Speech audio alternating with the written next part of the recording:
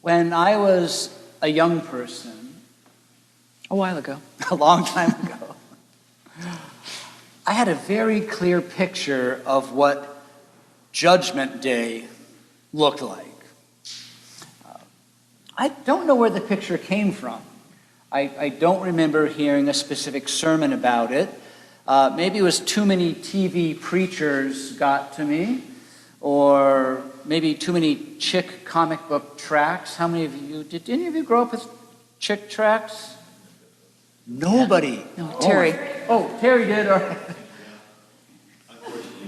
Man, I'm still seeing a counselor about them.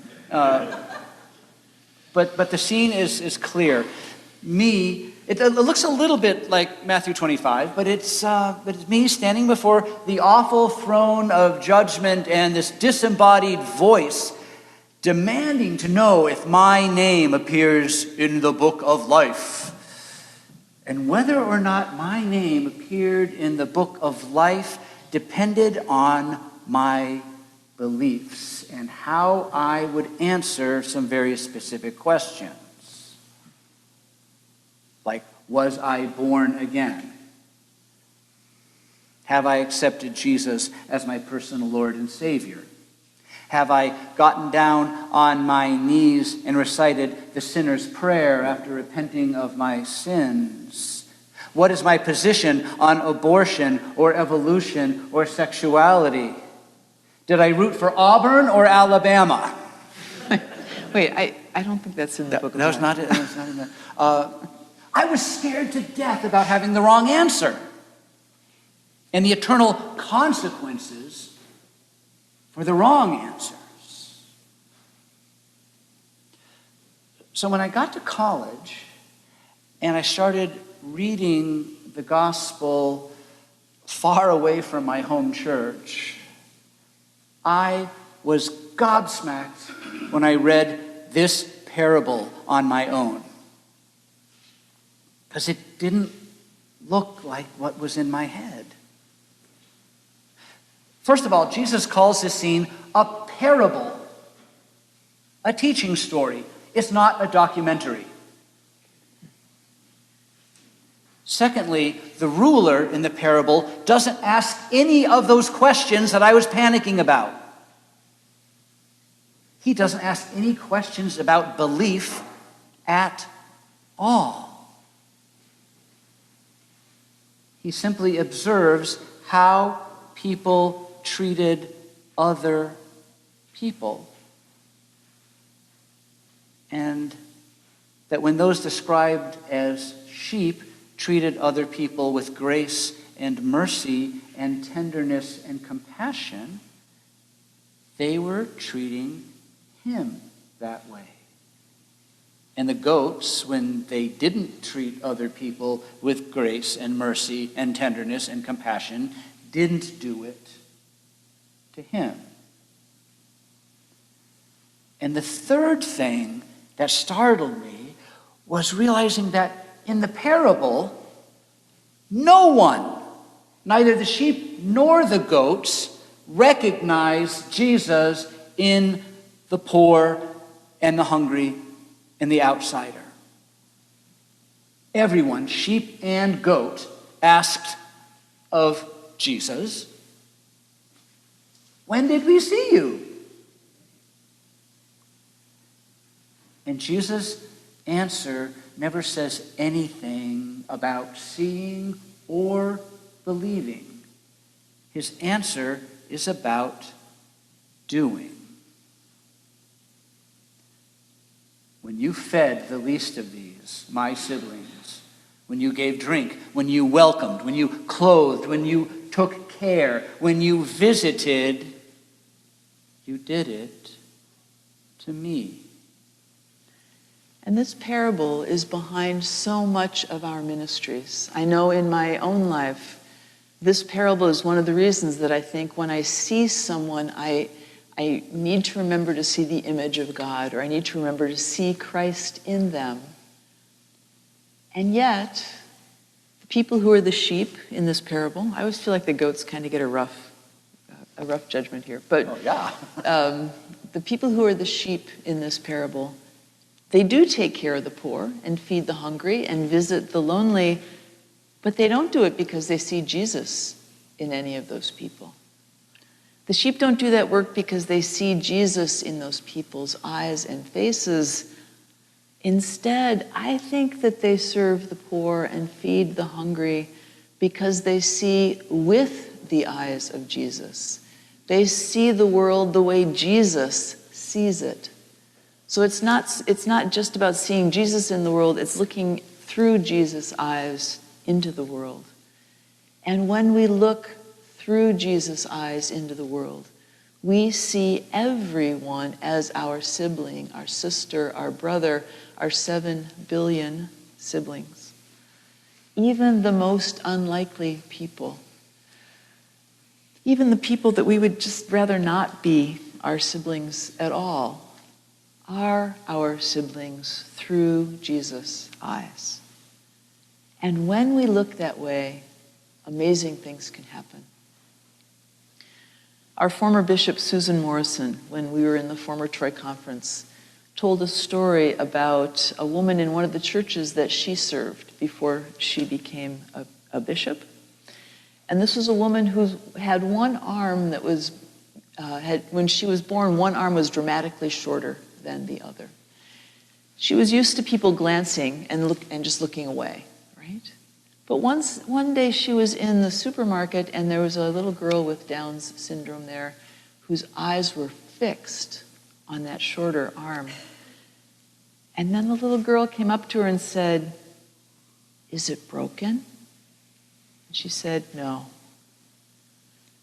And then the little girl's eyes got really big and she said, "Does it hurt?" And she answered, "No." And then the little girl said, "Can I touch it?" And she said, "Yes." So the girl reached out to touch it and then stood up on her tiptoes and gave it a kiss and said, "There, that'll make it better." And the woman said, "Thank you, it did." So it's a little story, and for me, it's a story of people seeing with the eyes of Jesus. This little girl seeing someone who maybe was hurt, for whom she was concerned, seeing with the eyes of Jesus, this woman needs a kiss on her arm from me. And the woman seeing this little girl's curiosity, not out of frustration or out of her own hurt, but welcoming her curiosity, welcoming her love, also seeing with the eyes of Jesus. Whenever you reach out to even the least of these, Jesus said, you see me, you do it to me.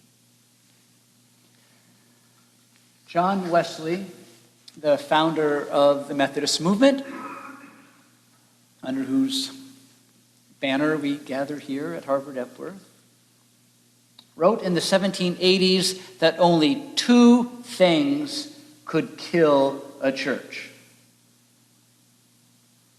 One was wealth, and the other was neglect of the poor.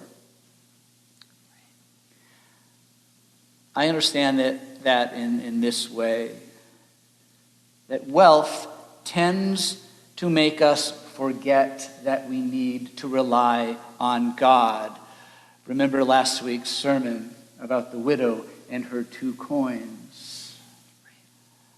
Neglect of the poor means that we've stopped seeing with and through Jesus' eyes. We've stopped seeing as Jesus sees. We've stopped seeing others as siblings, as people who could be us, people who are us.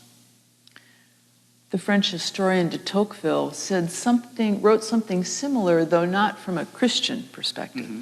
Kind of a secular guy. From a secular perspective, where he said, America is great because she is good. If she ceases to be good, she will cease to be great.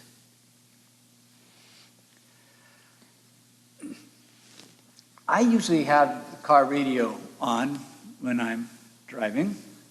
And I don't normally yell at the radio. Well, sometimes. But I remember driving, I yell at drivers. I do that. But I don't normally yell at the radio. But several years ago, I was in Vermont and listening to Vermont Public Radio, and on the news was, as always, arguments in Congress about the budget. And there was a recording of a representative from Louisiana who rose to address the issue of providing school lunches, free school lunches to poor students. Kids who likely don't get another hot meal during the day. And he wanted to cut federal funding for the school lunch programs around the nation, and he was impatient at the amount of debate that had occurred, so he stood up and sneered. "My friends," he said, "we can play this compassion game all day long, but it isn't getting us anywhere." I'm seeing a lot of eye rolling. I almost drove off the road. I was furious. "Wait a minute," I shouted at the radio. Jesus told us that the compassion game is the only game that matters. That anywhere compassion won't take us isn't worth going to. If we cease to be compassionate, if we cease to be good, in the words of de Tocqueville, then we cease to be great. Whenever you didn't care for the least of these, you didn't care for me. When we see with the eyes of Jesus, amazing things can happen. When we stop seeing with the eyes of compassion, terrible things can happen. And do. And do. And I've thought of that this week as things continue to rage in Israel, Palestine, Gaza. Every people's in that place, Jewish, Christian, Muslim, Arab, Palestinian, every people in that place bears such a history of pain and trauma and oppression. In these weeks, we have seen how when we blow our pain out on others, it has devastating effects all around. It makes everyone's pain worse. Please don't hear what we're saying this morning as a facile critique or as approval for either side or saying and for any of that. I know this is terribly complicated and that it's hard to figure out where to go next to get to peace in this land that is so holy to so many people. I don't have any solutions either, but there are some things that I am sure of. And one is that a real solution will only be possible if people can see each other with compassion, if they can see others' pain and recognize it as their own. The Jewish liberation theologian Mark Ellis says that the post-Holocaust phrase, never again, only works if it means never again for everyone, instead of never again for us. So it's made me think this week of a book that I've read. Every once in a while I read a book that sort of alters the way I look at the world. I'm never quite the same afterwards. And for me, one of those books is called My Grandmother's Hands, Racialized Trauma and a Pathway to Healing. It's written by Resmaa Menakem, a therapist in Minnesota. And he writes about how we hold trauma in our bodies, our own trauma and the trauma of generations before us, what's happened to our ancestors. And if we don't process it, not just emotionally, also physically, we tend to blow it out on others. Menakem calls that dirty pain. Now, this was not that concept was not foreign to me. I used to work as a physical therapist in a chronic pain clinic, and I have all kinds of stories of how people's trauma experiences get lodged in their bodies and what it means for them when you heal the physical part of that in their own healing. What caught me in Menachem's book is his description of U.S. history. And he talks about the European settlers who came to the New World and how they came and here inflicted untold suffering on Native American folk, on African slaves, sometimes on each other. And he talks about how each of them came here, yes, with resilience and yes, with determination for a better life, and also bearing in their bodies and spirits the trauma of hundreds of years of violence and oppression and torture from the Middle Ages in Europe. So that when they established laws to punish each other settlers here, other Europeans here, they used a lot of those same torture techniques. And certainly they inflicted it on slaves and on Native Americans here. They blew their trauma out onto others, and our nation is still struggling to recover from that. They wouldn't have used these words, but they came to the New World with a never again mindset for themselves. They didn't understand that to apply to everyone. That to be compassionate meant to see not only their own people through the eyes of Jesus, but to see everyone through the eyes of Jesus. Even in the midst of the devastation in Gaza, we hear stories of hope that are stories of ordinary people, shopkeepers and peace activists and farmers and kibbutz leaders, people on all sides of the conflict who somehow understand that the only solution is to get beyond the narratives of pain and revenge, or rather to work through the pain to realize that revenge only leads to more tragedy and more pain.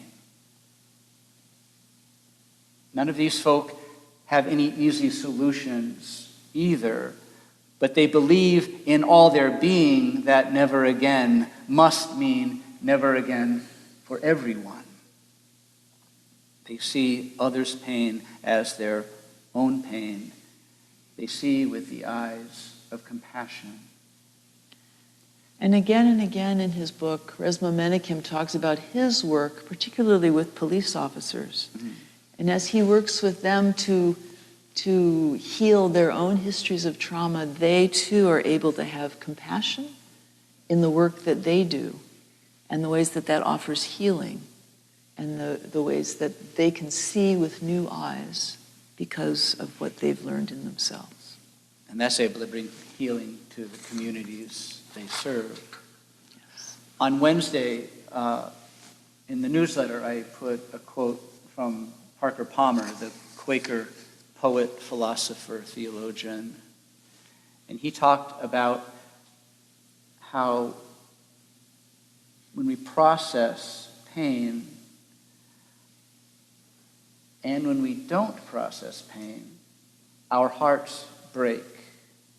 In both situations. In both situations. But when we process our pain, our hearts break open to be able to be open to the realities of other people's pain and see ourselves in them. When we don't process it, our hearts shatter like glass shards, what Resma calls dirty pain. Dirty pain, when it blows up and the shards hurt all around. It's what we learned in seminary a million years ago in our pastoral counseling classes, that hurt people hurt people.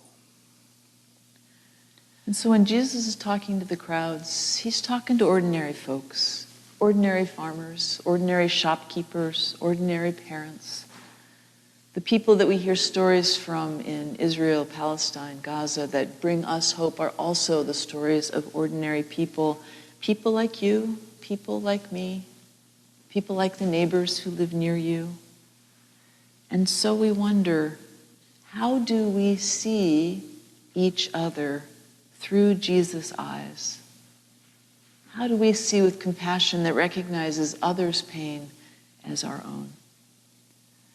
How do we serve with a love that doesn't belittle or objectify, a love that connects, a love that recognizes our common humanity, our common spark of divinity? Because we believe this is our calling, that we might see the world through Jesus' eyes, that we might live in a way that proclaims that never again applies to everyone, and that we might do that with persistence and patience and dogged determination, that grace and love and healing are not just possible, they are the point. We may not see Jesus, but we see with Jesus' eyes. And that makes all the difference.